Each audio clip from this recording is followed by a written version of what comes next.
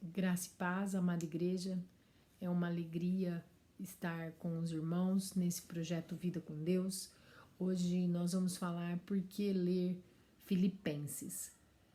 É uma carta escrita por Paulo quando ele estava na prisão.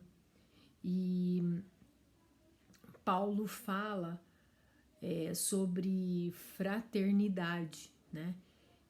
A fraternidade da época de Paulo é diferente da fraternidade que conhecemos hoje, que se trata de sobre oração, adoração, apoio mútuo, amizade. A fraternidade na época de Paulo ia além, era prática, era parceria, parceria financeira. Paulo estava preso e naquela época o detento ele tinha que prover os seus recursos. Não é como hoje que o Estado vai ter que fornece alimento, roupas. O detento naquela ocasião ele contava com parceiros, com pessoas que ajudassem ele. E os filipenses eram parceiros não só de no evangelho, na ministração do evangelho ou parceiros na graça, eles eram muito além. Eles eram parceiros financeiros. Eles enviavam mensageiros numa viagem muito longa, levando recursos para Paulo. Nós vemos também encorajamento, né? No versículo 28 do capítulo 1, Paulo, em uma versão, diz: não deixe que o seu inimigo vos intimide. Hoje, nós temos que nos atentar a isso, porque temos oposição, né? Vemos as oposições sobre o cristianismo, sobre princípios muito claro, né, na nossa sociedade, mas nós não podemos nos intimidar. Também fala sobre unidade em tudo. E quando ele se refere a isso, ele está querendo dizer assim, ó, o foco é Jesus, o foco não é você, né? Ele fala da salvação revelada. Ele fala e nos adverte para não confiarmos na nossa carne e também para que nós celebremos ao Senhor.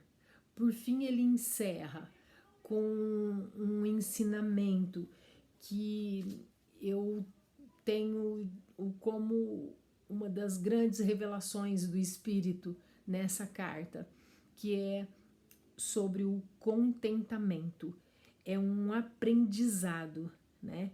E nós temos um instrutor que é gracioso, é o nosso Deus que é misericordioso, que nos deixou a palavra e nos deixou as promessas e o seu Santo Espírito para nos revelar aquilo que é propósito dele para as nossas vidas.